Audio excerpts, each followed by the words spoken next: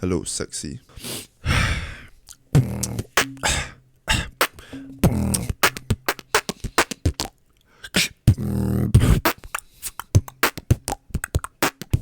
Let me emotionally dump shit onto you, okay?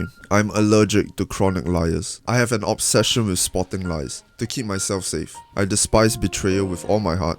Even though now I'm slowly realizing that for a strong relationship to happen, there will be some test and there will be some impulsive decisions made out of self-interest to save oneself, and that's inevitable in a long-term relationship. But it's down to you to decide if the severity of that betrayal or that lie is forgivable or not. You make this decision of how far is too far based on your own context, so that it really isn't any right or wrong. But make sure you have self-respect when you make that decision. Make sure you value your own welfare, because it is important. If your friend always lies to save their own skin, decide exactly how far you will allow them to go.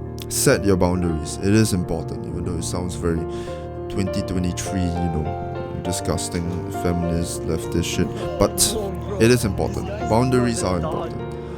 Although they sound very cringe, because to operate in life you have to set some guidelines and some rules for yourself so you can make decisions more efficiently and make decisions less reliant on emotions. If they react poorly to being confronted, like victimizing themselves or not owning up to their mistake or trying to make you the problem, unless you really are, you gotta think about that. Remove their ass, but always make sure you confronted them. If you haven't confronted them, you are the problem too, because you don't want to have that discussion where you could risk being the one in the wrong. So you should always confront them. You should always confront them before removing someone from your life. If not, you're a liar too, and they'll never know what they did wrong. And in their head, you'll be the asshole. You'll be the one that started avoiding them.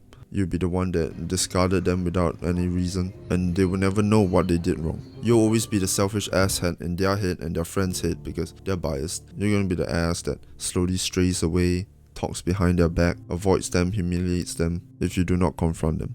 So you become the problem. So never let that happen. Now that that's out of the way, people act on self-interest. And that might sound cynical and edgy and resentful, but it's true and it is how it works, at least based on my experience, and I think it's how it should work. Everyone should fight for themselves and the people they consider in their tribe. That's what makes selflessness beautiful. That's what makes empathy beautiful.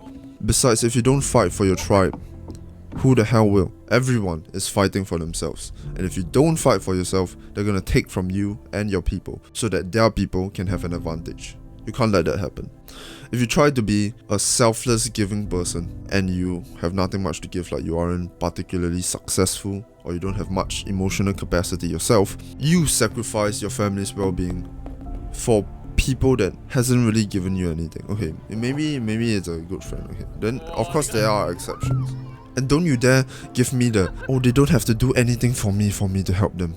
Yeah, sick. What do you want, an award? Your parents fed and raised you. Everyone you ever known cared about you, sacrificed for you, just for you to use that time and capacity for people that don't do shit for you.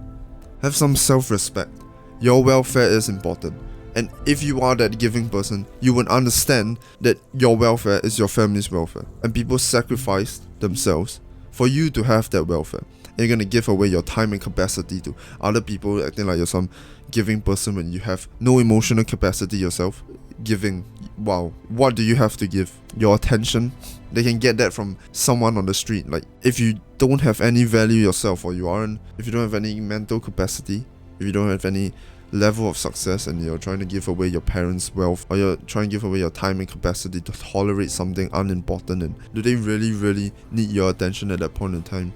If not, they will suffer some immense consequence. Do you really think your presence is that valuable?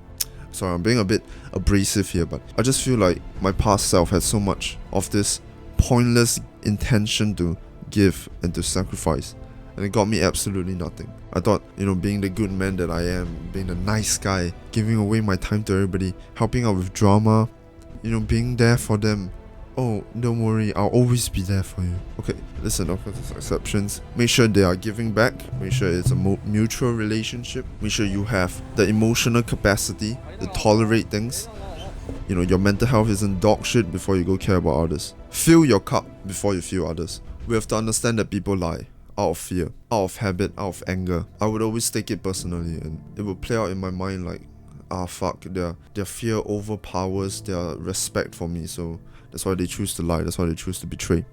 That's why they choose to break their promises. The conclusion, or perhaps copium I have to that, is that it's just biology. It's intrinsic that they will value their fear over their respect for someone, unless you're like their mom or something. So to keep themselves safe, I think people habitually will lie, impulsively, but we can do work against this. It's no excuse. I don't want to have that trait. I know that intrinsically, maybe in the moment I will choose my own self-interest, but I don't want to be like that. I'm going to try whatever I can to be mindful, to catch myself in the moments that I want to lie to save my own skin.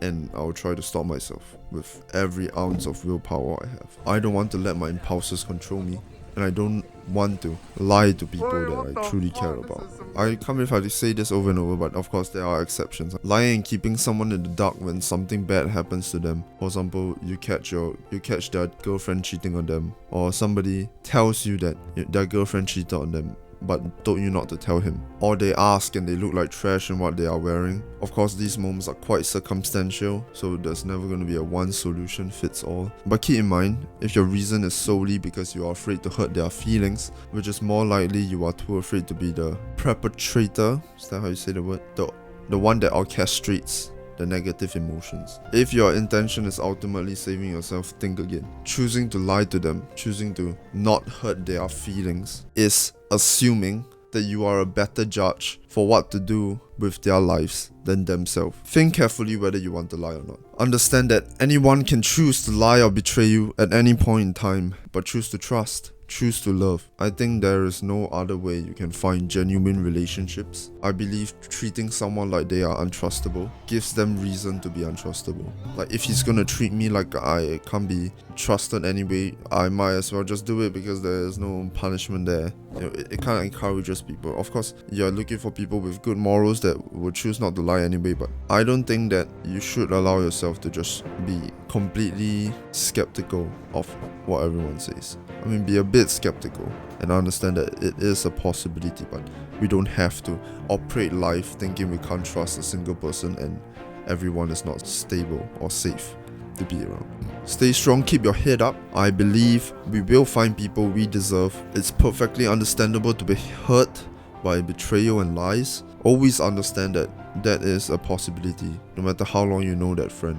It's what I've learned. At the end of the day, everyone impulsively selects their self-interest when it comes down to it. And if you are important enough, you will be higher up in their priority list of self-interest.